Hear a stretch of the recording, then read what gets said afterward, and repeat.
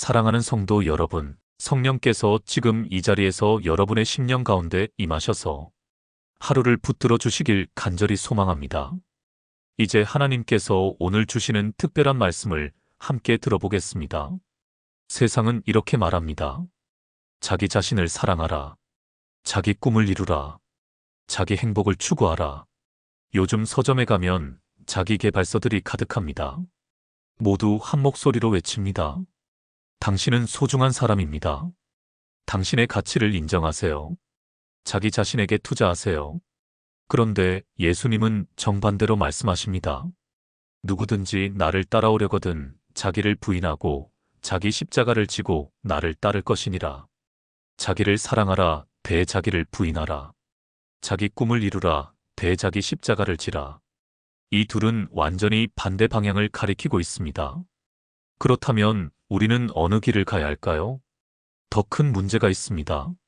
많은 그리스도인들이 예수님의 이 말씀을 오해하고 있다는 것입니다. 자기를 부인하라는 말씀을 듣고 이렇게 생각합니다. 아, 내가 원하는 건 다 포기해야 하는구나. 내 꿈도 버려야 하고 내 행복도 뒤로 밀어야 하는구나.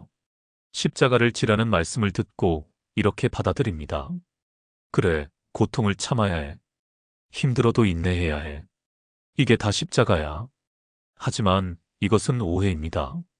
그리고 이 오해 때문에 우리의 삶이 변하지 않는 것입니다. 수십 년을 교회에 다녀도 말씀을 읽고 기도해도 여전히 똑같은 문제로 고민하는 이유가 바로 여기에 있습니다. 십자가의 진짜 의미를 모르기 때문입니다. 자기 부인의 본질을 깨닫지 못했기 때문입니다. 오늘 이 시간 우리가 흔히 빠지는 5가지 오해를 먼저 살펴보겠습니다. 그리고 나서 십자가와 자기 부인의 진짜 의미 7가지를 함께 나누려고 합니다. 이 7가지를 제대로 이해하는 순간 여러분의 신앙생활은 완전히 달라질 것입니다. 첫 번째 오해, 자기를 부인한다는 자기 자신을 미워한다와 같다. 많은 분들이 이렇게 생각합니다. 나는 가치 없는 존재야. 나를 낮춰야 해. 내 욕구는 다 죄악이야. 하지만 이것은 성경의 가르침이 아닙니다. 하나님은 우리를 하나님의 형상대로 창조하셨습니다. 예수님도 내 이웃을 내 몸과 같이 사랑하라고 하셨습니다. 자기 자신을 사랑하는 것이 전제되어 있습니다. 두 번째 오해, 십자가는 내가 겪는 모든 고난을 의미합니다. 병든 가족을 돌보는 것, 경제적 어려움, 직장에서의 스트레스, 이 모든 것을 내 십자가라고 부르는 분들이 계십니다. 하지만 십자가는 우리에게 닥친 불행이 아닙니다. 십자가는 우리가 선택하는 것입니다. 예수님도 십자가를 지라고 하셨지 당하라고 하시지 않으셨습니다. 세 번째 오해, 자기를 부인한다는 말은 내 꿈을 포기한다는 의미로 오해되곤 합니다. 하나님을 섬기려면 내가 하고 싶은 일은 다 포기해야 해. 이렇게 생각하는 분들이 많습니다. 그래서 신앙생활이 무겁고 답답하게 느껴집니다. 하지만 자기 부인은 꿈의 포기가 아니라 꿈의 방향 전환입니다. 하나님께서 주신 진짜 꿈을 발견하는 과정입니다. 네 번째 오해, 십자가를 진다, 이것을 무조건 참고 견디라는 말로 여기는 분들이 많습니다. 불의한 상황에서도 참아야 하고 학대하는 관계에서도 견뎌야 한다고 생각합니다. 이게 내 십자가니까라고 말하면서 말입니다. 하지만 십자가는 억압이나 학대와는 전혀 다른 것입니다. 십자가는 사랑의 선택이지 폭력의 정당화가 아닙니다. 다섯 번째 오해, 자기를 부인한다를 나는 사라진다로 해석하는 경우가 있습니다. 나라는 존재가 완전히 없어져야 한다고 생각합니다. 내 생각도, 내 감정도, 내 의지도 모두 지워야 한다고 믿습니다. 하지만 하나님은 우리를 로봇으로 만들고 싶어 하시지 않습니다. 오히려 진정한 나를 회복시키길 원하십니다. 이 5가지 오해 때문에 우리는 신앙생활을 무겁게 짊어지고 갑니다. 기쁨이 없습니다. 자유가 없습니다. 능력이 없습니다. 그리고 변화도 없습니다. 왜 그럴까요? 십자가의 본질을 놓쳤기 때문입니다. 자기 부인의 진짜 의미를 모르기 때문입니다. 이제부터 그 진짜 의미를 하나하나 풀어가겠습니다. 준비되셨습니까? 여러분의 신앙생활이 완전히 새로워지는 순간이 될 것입니다. 우리는 평생 거짓 자아를 만들어 왔습니다. 세상이 원하는 나, 부모님이 기대하는 나, 사회가 요구하는 나. 그 모든 가면을 쓰고 살아왔습니다. 착한 사람으로 보이려고, 성공한 사람으로 보이려고, 영적인 사람으로 보이려고 애를 씁니다. 그런데 이 거짓 자아 때문에 진짜 내가 무엇을 원하는지조차 모르게 됩니다. 60대 초반의 한 권사님이 상담실에 오셨습니다. 30년 넘게 교회를 섬겨온 분이셨습니다. 그분이 이렇게 말씀하셨습니다. 목사님, 저는 평생 착한 권사로 살았어요. 늘 웃고, 늘 섬기고, 늘 양보했어요. 그런데 요즘 거울을 보면 낯선 사람이 보여요. 이게 진짜 나인가 싶어요. 이것이 바로 거짓 자아의 비극입니다. 성경은 이렇게 말씀하십니다. 누구든지 나를 따라오려거든 자기를 부인하고 자기 십자가를 지고 나를 따를 것이니라. 누구든지 자기 목숨을 구원하고자 하면 잃을 것이요. 누구든지 나를 위하여 자기 목숨을 잃으면 찾으리라. 마태복음 16장 24절부터 25절. 이 말씀은 예수님이 자신의 십자가 죽음을 예고하신 직후에 하신 말씀입니다. 베드로가 주여 그리 마옵소서라고 만류했을 때였습니다. 자기를 부인하라는 헬라어 원어는 아파르네오마입니다. 이 단어의 의미는 거부하다, 부인하다, 관계를 끊다입니다. 베드로가 예수님을 3번 부인했다고 할 때 바로 이 단어가 사용됩니다. 그렇다면 예수님이 말씀하시는 자기는 무엇일까요? 그것은 하나님의 뜻을 거부하고 자기 방식대로 살려는 옛자아입니다. 세상의 가치관에 물든 거짓 자아입니다. 죄의 본성에 지배받는 육신적 자아입니다. 예수님은 이것과 관계를 끊으라고 말씀하시는 것입니다. 그렇다면 구체적으로 어떻게 거짓 자아를 벗어버릴까요? 첫째, 내 안의 가면을 직면해야 합니다. 내가 어떤 모습으로 보이려고 애쓰고 있는지 솔직하게 들여다봐야 합니다. 둘째, 하나님 앞에서의 진짜 나를 발견해야 합니다. 하나님이 보시는 나는 어떤 존재인지, 하나님이 나를 어떻게 지으셨는지 물어야 합니다. 셋째, 진짜 나로 살아갈 용기를 내야 합니다. 다른 사람의 기대가 아니라 하나님의 부르심에 따라 살아가야 합니다. 이것이 자기 부인의 첫 번째 의미입니다. 대전에 사시는 58세 김 집사님의 이야기입니다. 그분은 평생 착한 딸, 착한 아내, 착한 엄마로 살아왔습니다. 자기 의견은 없었습니다. 늘 다른 사람을 먼저 배려했습니다. 그런데 어느 날 심한 우울증이 찾아왔습니다. 상담을 받으며 깨달았습니다. 자기 자신이 누구인지조차 모르고 살아왔다는 것을 말입니다. 그때부터 조용히 기도하기 시작했습니다. 하나님, 제 진짜 모습을 보여주세요. 당신이 지으신 저는 어떤 사람입니까? 몇 달 후 놀라운 일이 일어났습니다. 자신이 그림 그리기를 너무나 사랑한다는 것을 발견한 것입니다. 어려서부터 그림을 좋아했지만 그런 건 쓸데없는 것이라는 주변의 말에 묻어두었던 재능이었습니다. 이제 그분은 교회 주일학교에서 아이들에게 그림으로 성경을 가르치고 계십니다. 얼굴에 생기가 돌고 기쁨이 넘칩니다. 이것이 바로 거짓 자아를 벗어버리고 진짜 자아를 회복한 모습입니다.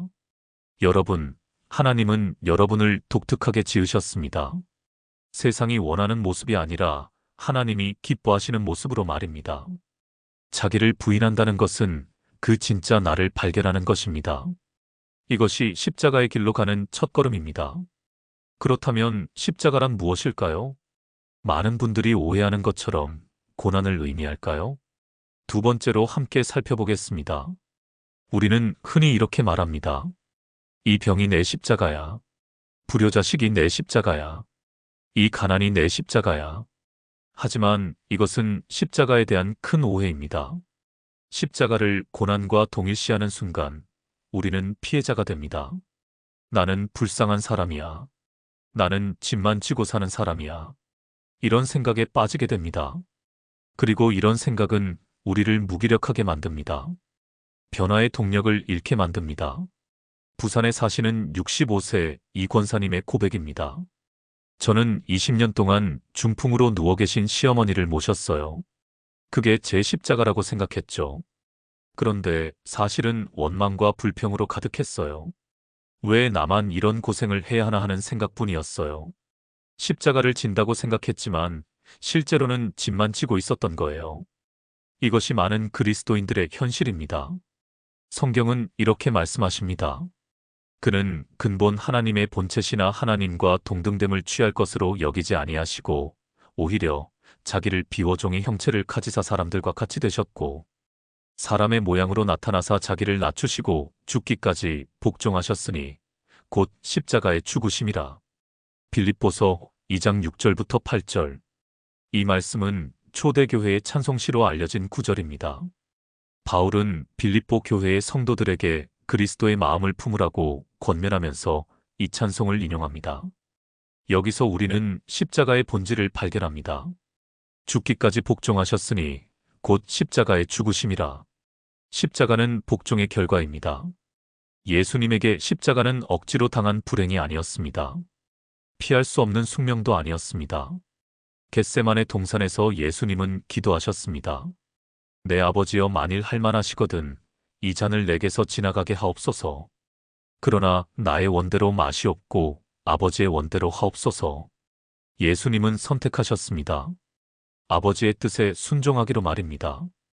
그것이 십자가였습니다. 우리의 십자가도 마찬가지입니다. 십자가는 우리에게 닥친 불행이 아닙니다. 하나님의 뜻에 순종하기로 선택하는 것입니다. 그렇다면 우리의 십자가는 무엇일까요? 첫째, 하나님이 나를 어디에 부르시는지 물어야 합니다. 내 인생에서 하나님의 뜻은 무엇인지, 하나님이 내게 맡기신 사명은 무엇인지 물어야 합니다. 둘째, 그 뜻을 따르기로 결단해야 합니다. 내 계획이 아니라 하나님의 계획을 따르기로, 내 방법이 아니라 하나님의 방법을 선택하기로 결단해야 합니다. 셋째, 그 결단에는 대가가 따를 수 있습니다. 편안함을 포기해야 할 수도 있고, 인정을 잃을 수도 있고, 안전을 내려놓아야 할 수도 있습니다. 하지만 그것이 십자가입니다. 고난 자체가 아니라 순종의 대가로 따라오는 것이 십자가입니다. 광주에 사시는 62세 박 집사님의 이야기입니다. 그분은 대기업에서 임원으로 일하고 계셨습니다. 안정적인 직장, 좋은 연봉, 사회적 지위까지 모든 것이 갖춰져 있었습니다. 그런데 어느 날 하나님의 음성을 들었습니다. 내가 가진 경영 능력으로 어려운 사회적 기업들을 도와라. 처음에는 망설였습니다. 지금 그만두면 퇴직금도 줄어들고 노후 준비도 어려워질 것 같았습니다. 하지만 결국 순종하기로 결단했습니다. 회사를 사직하고 비영리 경영 컨설팅 단체를 만들었습니다. 수입은 확실히 줄었습니다. 친구들은 이해하지 못했습니다. 왜 그렇게 안정된 자리를 박차고 나왔어? 하지만 박 집사님은 말합니다. 이것이 제 십자가입니다. 하나님이 저를 부르신 자리입니다. 힘들지만 이렇게 기쁠 수가 없습니다. 이것이 진짜 십자가입니다. 고난을 참는 것이 아니라 하나님의 뜻을 따라가는 것입니다.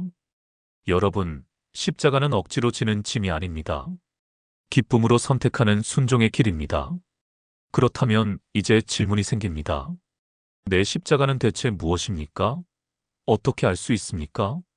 바로 이것이 세 번째 진리입니다. 함께 살펴보겠습니다. 많은 그리스도인들이 이렇게 생각합니다. 십자가? 그거 목사님들이나 선교사님들이 지는 거 아닌가요? 나 같은 평범한 사람에게 무슨 십자가가 있겠어요?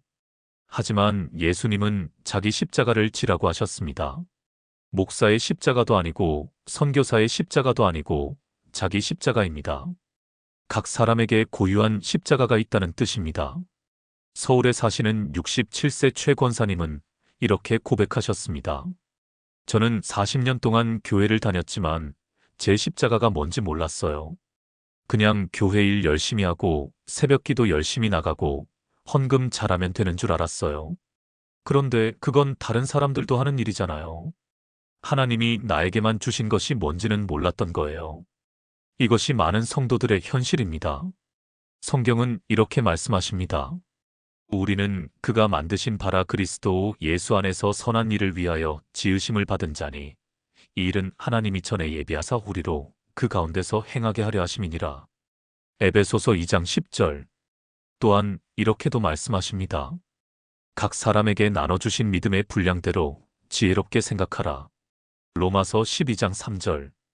에베소서 말씀을 보면 선한 일을 위하여 지으심을 받았다고 되어 있습니다. 헬라어 원문을 보면 포이에 말하는 단어가 사용됩니다. 이 단어는 작품, 걸작이라는 의미입니다. 하나님은 우리를 작품으로 만드셨다는 것입니다. 그냥 대충 만드신 것이 아니라 특별한 목적을 가지고 정성껏 빚으신 걸작이라는 뜻입니다. 전에 예비하사라는 표현도 중요합니다. 하나님은 우리가 태어나기 전부터 이미 우리가 해야 할 일을 준비해 두셨다는 말씀입니다. 로마서 말씀의 믿음의 분량도 마찬가지입니다. 각 사람에게 다른 분량이 주어졌다는 것은 각 사람의 역할과 사명이 다르다는 의미입니다. 베드로의 십자가와 요한의 십자가가 달랐습니다.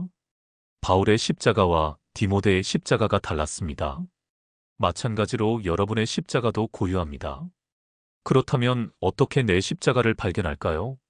첫째, 하나님이 내게 주신 독특한 재능과 은사를 살펴봐야 합니다. 다른 사람은 힘들어하는데 나는 자연스럽게 할 수 있는 것이 무엇입니까? 내가 하면 기쁨이 샘솟는 일이 무엇입니까? 둘째, 내 마음을 움직이는 필요를 발견해야 합니다. 어떤 문제를 볼 때 가슴이 뜨거워집니까? 어떤 사람들의 아픔을 볼 때 내가 뭔가 해야겠다는 생각이 듭니까? 셋째, 내가 서 있는 자리에서 시작해야 합니다. 거창한 사명이 아니라 지금 내가 만나는 사람들, 지금 내가 있는 그곳에서 할 수 있는 일부터 시작하는 것입니다. 넷째, 기도 가운데 하나님께 물어야 합니다. 하나님, 제가 이 세상에 존재하는 이유가 무엇입니까? 하나님이 저를 통해 이루고 싶으신 일이 무엇입니까? 이렇게 물으면 하나님은 반드시 응답하십니다. 인천에 사시는 55세 정집사님의 이야기입니다. 그분은 평범한 주부셨습니다. 특별한 재능이 있는 것도 아니고 높은 학력이 있는 것도 아니었습니다. 그런데 어느 날 동네 슈퍼마켓에서 한 할머니를 만났습니다. 독거노인이신데 장을 보기가 힘들어 보이셨습니다. 정 집사님이 도와드렸습니다. 그리고 그분 집까지 짐을 들어다 드렸습니다. 할머니가 너무 고마워하시면서 눈물을 흘리셨습니다. 그 순간 정 집사님의 마음에 불이 붙었습니다. 내 주변에 이런 분들이 얼마나 많을까? 그때부터 정 집사님은 동네 독거노인들을 찾아다니기 시작했습니다.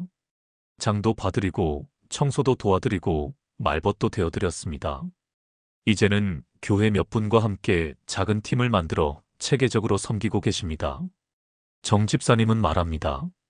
이것이 제 십자가입니다. 하나님이 저를 이 일을 위해 이 동네에 두신 것 같아요. 힘들지만 너무 행복해요. 이것이 자기 십자가입니다. 하나님이 각 사람에게 고유하게 주신 사명입니다. 여러분에게도 반드시 자기 십자가가 있습니다. 하나님이 여러분을 통해 이루고 싶어 하시는 특별한 일이 있습니다. 그것을 발견하는 순간 여러분의 삶은 의미로 가득 차게 될 것입니다. 그렇다면 이제 이런 질문이 생길 수 있습니다. 십자가를 지면 불편하고 힘들지 않을까요? 자유를 잃는 것 아닐까요? 네 번째 진리가 이 질문에 답합니다. 세상은 이렇게 말합니다. 자유롭게 살아라. 하고 싶은 대로 해라. 누구에게도 얽매이지 마라. 그래서 많은 사람들이 모든 책임과 의무를 벗어던지려고 합니다. 결혼도 부담스럽고 자녀 양육도 짐이고 부모 봉양도 속박처럼 느껴집니다. 하지만 정말 그렇게 사는 사람들이 자유로울까요? 오히려 더 불안하고 더 외롭고 더 공허합니다. 왜 그럴까요? 진짜 자유가 무엇인지 모르기 때문입니다. 강남에 사시는 64세 한 권사님의 이야기입니다. 젊을 때는 아무에게도 얽매이지 않는 게 자유라고 생각했어요. 그래서 나 먼저 살았죠. 그런데 나이가 들수록 외롭더라고요. 아무도 나를 진심으로 생각해주는 사람이 없는 것 같았어요. 자유롭게 산다고 생각했는데 사실은 혼자였던 거예요. 이것이 자기 중심적 삶의 결말입니다. 성경은 이렇게 말씀하십니다. 진리를 알지니 진리가 너희를 자유롭게 하리라. 예수께서 대답하시되 진실로 진실로 너희에게 이르노니 죄를 범하는 자마다 죄의 종이라. 그러므로 아들이 너희를 자유롭게 하면 너희가 참으로 자유로우리라. 요한복음 8장 32절, 34절, 36절. 또한 이렇게도 말씀하십니다. 주는 영이시니 주의 영이 계신 곳에는 자유가 있느니라. 고린도후서 3장 17절. 예수님은 자유에 대해 말씀하시면서 죄의 종이라는 표현을 사용하십니다. 이것은 당시 유대인들에게 충격적인 말씀이었습니다. 그들은 자신들이 아브라함의 자손이기 때문에 자유인이라고 믿었습니다. 하지만 예수님은 죄를 범하는 자마다 죄의 종이라고 선포하십니다. 여기서 말하는 죄는 단순히 나쁜 행동을 의미하지 않습니다. 하나님 없이 자기 방식대로 살아가는 것, 자기가 자기 인생의 주인이 되려는 것이 죄입니다. 아이러니하게도 우리가 자기 마음대로 살려고 할 때 우리는 죄의 종이 됩니다. 욕망의 종이 되고, 두려움의 종이 되고, 비교의 종이 되고, 인정받고 싶은 욕구의 종이 됩니다. 반대로 자기를 부인하고 하나님께 순종할 때 진짜 자유가 시작됩니다. 욕망에서 자유롭고, 두려움에서 자유롭고, 사람들의 평가에서 자유롭게 됩니다. 그렇다면 어떻게 이 자유를 경험할 수 있을까요? 첫째, 내가 무엇의 종이 되어 있는지 들여다봐야 합니다. 돈의 종은 아닙니까? 명예의 종은 아닙니까? 사람들의 시선이라는 종은 아닙니까? 둘째, 그것을 내려놓고 하나님께 맡겨야 합니다. 하나님, 이것이 저를 지배하고 있습니다. 저는 이것에서 자유롭고 싶습니다. 도와주세요. 이렇게 기도해야 합니다. 셋째, 하나님의 뜻에 순종하는 연습을 해야 합니다. 작은 일부터 시작하는 것입니다.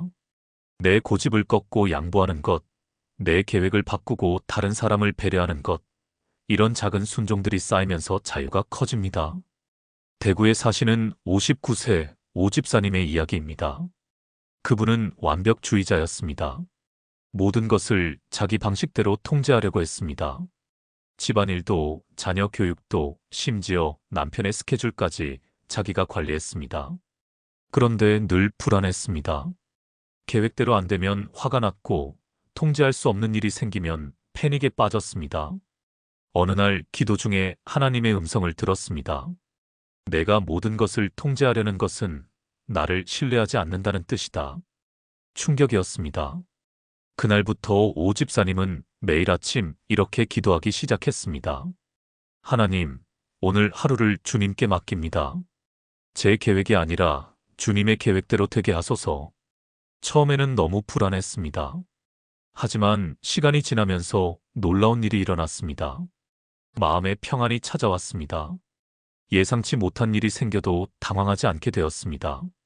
하나님이 계시니까 괜찮아라는 믿음이 생겼습니다. 오 집사님은 고백합니다. 통제를 내려놓으니 오히려 자유로워졌어요. 이제야 진짜 살아있는 느낌이에요. 이것이 자기 부인이 주는 자유입니다. 여러분, 자기를 부인하는 것이 손해처럼 보입니까? 아닙니다. 그것이 진짜 자유를 얻는 유일한 길입니다. 자기 십자가를 지는 것이 무거운 짐처럼 느껴집니까? 아닙니다.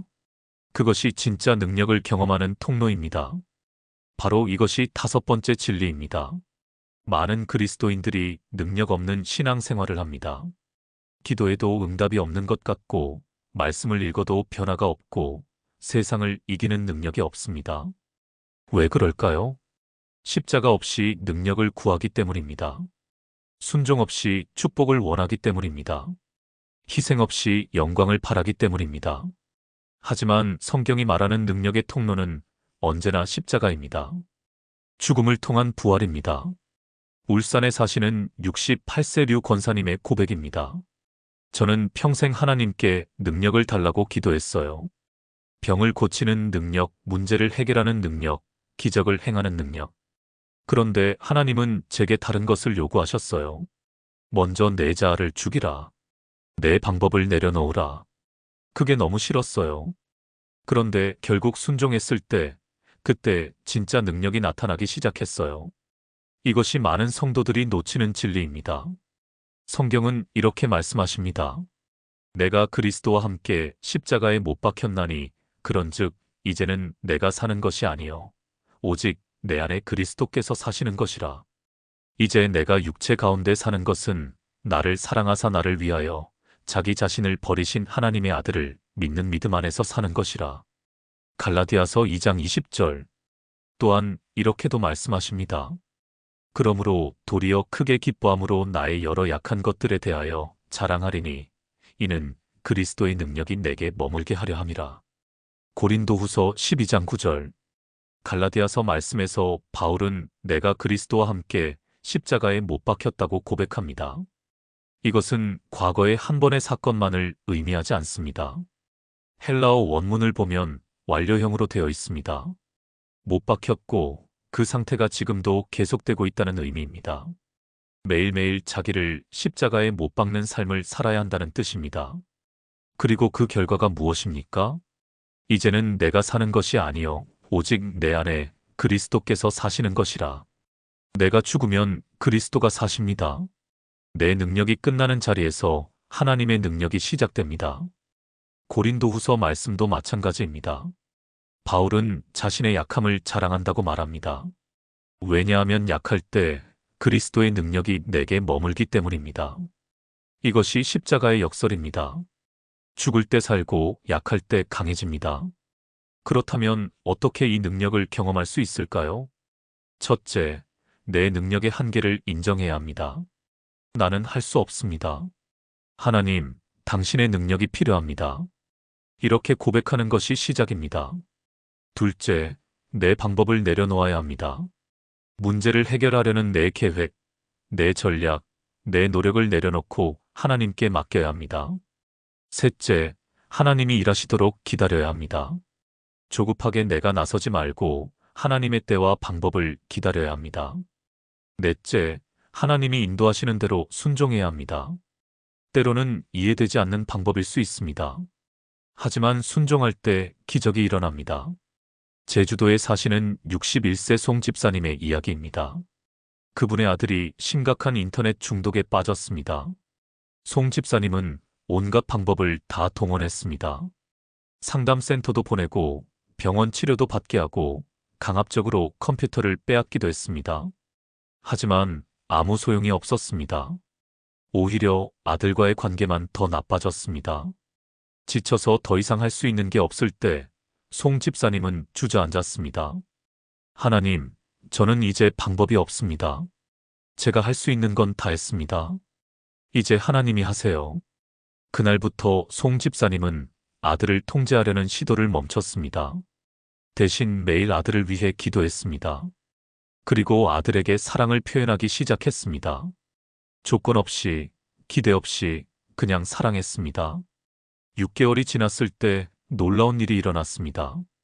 아들이 먼저 말했습니다. 엄마, 제가 변해야 할 것 같아요. 도와주세요. 송 집사님은 눈물을 흘리며 고백했습니다. 제가 모든 방법을 내려놓고 하나님께 맡겼을 때 하나님이 일하기 시작하셨어요. 제 능력으로는 절대 불가능한 일이었어요. 이것이 십자가를 통해 나타나는 하나님의 능력입니다. 여러분, 여러분의 힘으로 되지 않는 일이 있습니까? 그것이 바로 하나님의 능력을 경험할 기회입니다. 여러분의 방법이 막혔습니까? 그것이 바로 하나님의 방법이 시작되는 자리입니다. 십자가를 지십시오. 자기를 내려놓으십시오. 그러면 하나님의 능력이 나타날 것입니다. 그렇다면 이제 구체적으로 질문이 생깁니다. 일상에서 어떻게 십자가를 지나요? 실제로 무엇을 해야 하나요? 6번째 진리가 이 질문에 답합니다. 많은 그리스도인들이 십자가를 추상적인 개념으로만 이해합니다. 자기를 부인하라는 말씀을 듣지만 구체적으로 무엇을 해야 할지 모릅니다. 그래서 신앙생활이 관념적이고 공허하게 느껴집니다. 오늘 나는 자기를 부인했는가? 이렇게 물어도 답을 할 수가 없습니다. 수원에 사시는 63세 신 집사님의 고백입니다. 설교를 들을 때는 아멘, 그렇습니다 하는데 집에 돌아가면 어떻게 살아야 할지 모르겠어요. 새벽 기도는 가는데 낮에는 여전히 짜증내고 성경은 읽는데 남편과는 여전히 다투고 뭔가 잘못되고 있는 것 같은데 어떻게 바꿔야 할지 모르겠어요. 이것이 많은 성도들의 고민입니다. 성경은 이렇게 말씀하십니다. 그러므로 형제들아 내가 하나님의 모든 자비하심으로 너희를 권하노니 너희 몸을 하나님이 기뻐하시는 거룩한 산 제물로 드리라. 이는 너희가 드릴 영적 예배니라. 너희는 이 세대를 본받지 말고 오직 마음을 새롭게 함으로 변화를 받아 하나님의 선하시고 기뻐하시고 온전하신 뜻이 무엇인지 분별하도록 하라. 로마서 12장 1절부터 2절. 바울은 여기서 산 제물이라는 표현을 사용합니다. 구약시대에는 짐승을 잡아 제단에 드렸습니다. 하지만 신약시대의 제물은 다릅니다. 우리의 몸, 곧 우리의 일상을 드리는 것입니다. 산 제물이라는 것은 매일매일 자기를 드린다는 의미입니다. 한 번 죽어서 끝나는 제물이 아니라 날마다 자기를 십자가에 못 박는 것입니다. 그리고 이 세대를 본받지 말고라는 말씀이 중요합니다. 세상의 가치관, 세상의 방식, 세상의 기준을 따르지 말라는 것입니다. 대신 마음을 새롭게 함으로 변화를 받으라고 합니다. 생각이 바뀌면 행동이 바뀌고 행동이 바뀌면 삶이 바뀝니다. 그렇다면 구체적으로 무엇을 해야 할까요? 첫째, 아침에 일어나서 하루를 하나님께 드리는 것입니다. 하나님, 오늘 하루를 주님께 드립니다. 제가 만날 사람들, 제가 할 일들, 제가 겪을 상황들 모두 주님의 뜻대로 되게 하소서. 이 짧은 기도가 십자가를 지는 시작입니다. 둘째, 매 순간 선택의 기로에서 하나님의 뜻을 구하는 것입니다. 화를 낼까 참을까, 거짓말을 할까, 진실을 말할까, 내 유익을 챙길까, 다른 사람을 배려할까. 이런 순간마다 하나님이라면 어떻게 하실까? 묻는 것입니다. 셋째, 불편한 순종을 선택하는 것입니다. 사과하고 싶지 않지만 사과하기, 용서하기 싫지만 용서하기, 섬기기 귀찮지만 섬기기. 이것이 십자가입니다. 넷째, 욕망이 올라올 때 그것을 십자가에 못 박는 것입니다.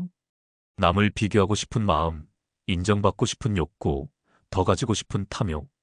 이런 것들이 올라올 때 주님, 이것을 주님께 드립니다 하고 내려놓는 것입니다. 다섯째, 하루를 마치며 돌아보는 것입니다. 오늘 나는 자기를 부인했는가? 하나님의 뜻을 따랐는가? 솔직하게 돌아보고 잘못한 부분은 회개하고 내일은 더 나아지겠다고 다짐하는 것입니다. 포항에 사시는 57세 윤 권사님의 이야기입니다. 그분은 평생 급한 성격으로 가족들과 갈등이 많았습니다. 특히 며느리와의 관계가 좋지 않았습니다. 어느 날 십자가에 대한 설교를 듣고 결심했습니다. 매일 한 가지씩 자기를 부인하는 연습을 하자. 첫날은 이렇게 했습니다. 며느리가 설거지를 제대로 안 했을 때 지적하고 싶었지만 참았습니다. 주님, 이 말을 주님께 드립니다. 둘째 날은 이렇게 했습니다. 손주 교육 방식이 마음에 안 들었지만 간섭하지 않았습니다. 이것이 제 십자가입니다. 셋째 날은 이렇게 했습니다. 며느리가 좋아하는 반찬을 만들어 주었습니다.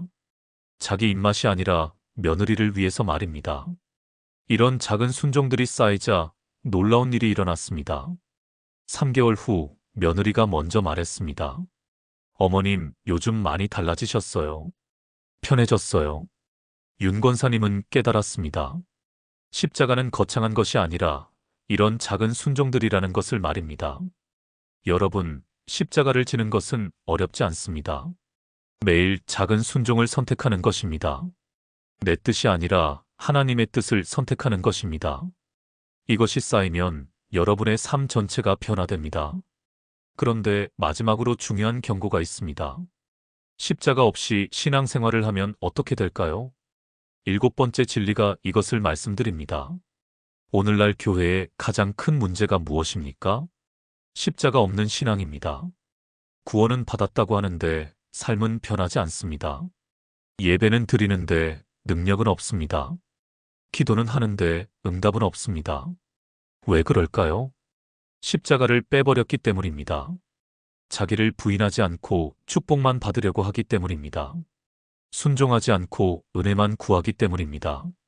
전주에 사시는 70세조 장로님의 고백입니다. 저는 40년 동안 장로로 섬겼습니다. 헌금도 많이 했고 봉사도 많이 했습니다. 그런데 솔직히 말씀드리면 제 성품은 하나도 안 변했어요. 여전히 화를 잘 내고 여전히 욕심이 많고 여전히 교만했어요.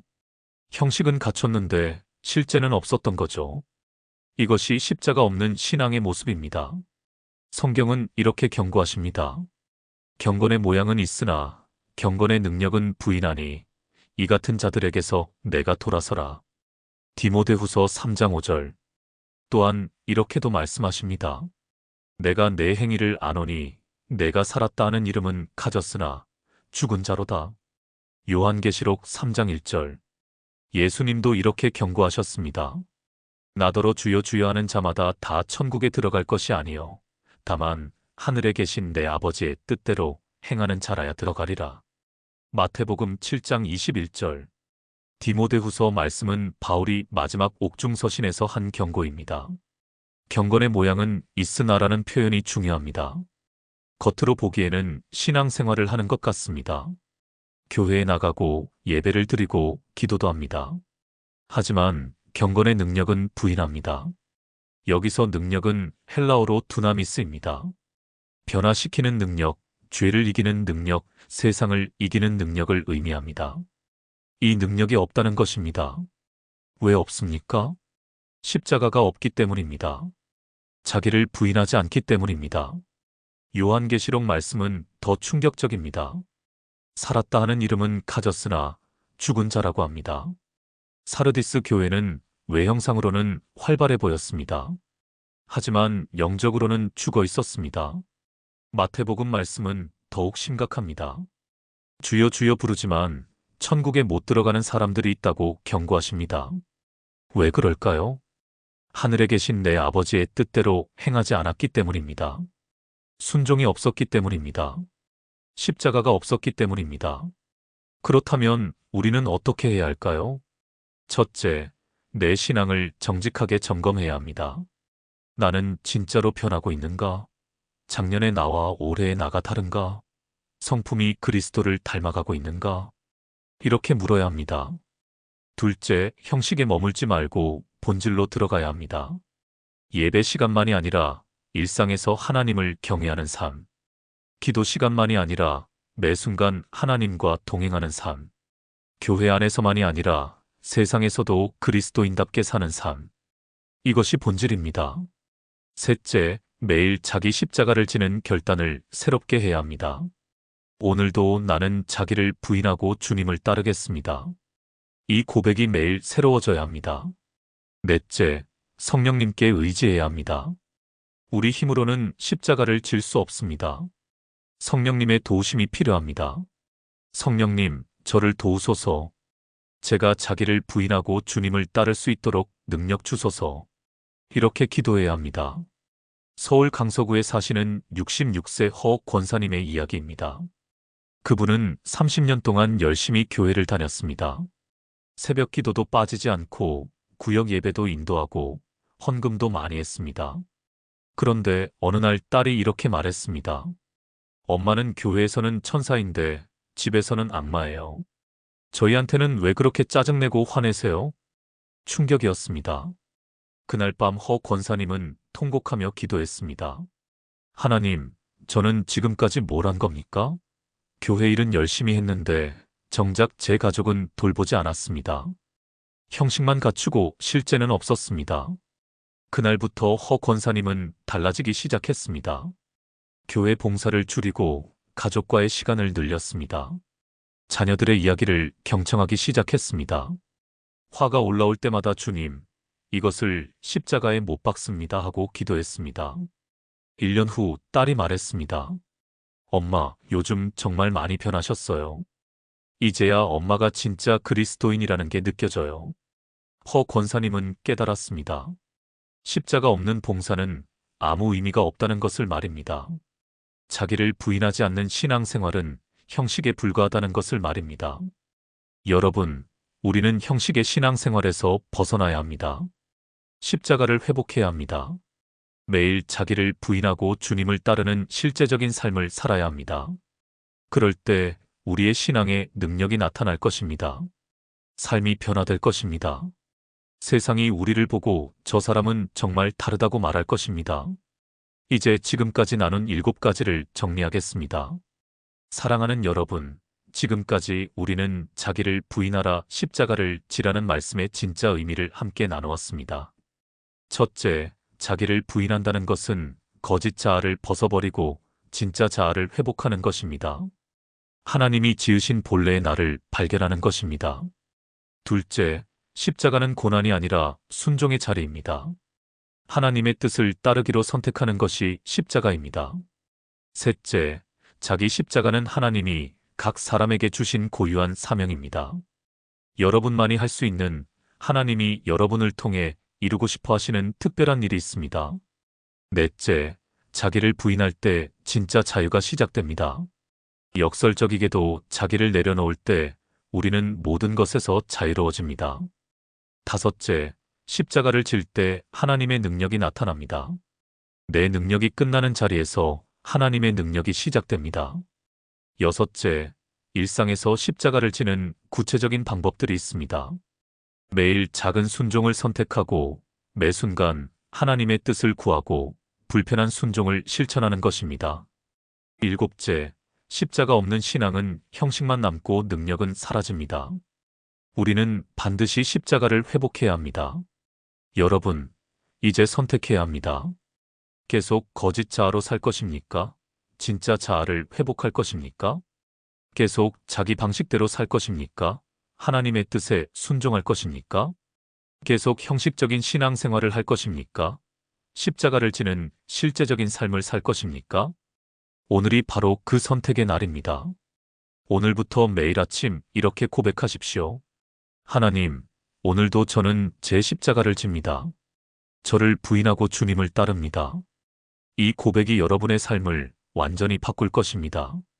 이 말씀이 여러분의 마음에 닿았다면 아멘이라고 댓글로 고백해 주세요. 그리고 더 많은 분들이 이 진리를 깨닫도록 좋아요와 구독 부탁드립니다. 하나님의 은혜가 여러분과 함께하기를 축복합니다. 십자가를 지는 그 길에서 여러분이 진짜 자유와 진짜 능력을 경험하시기를 기도합니다. 주님의 이름으로 축복합니다. 아멘.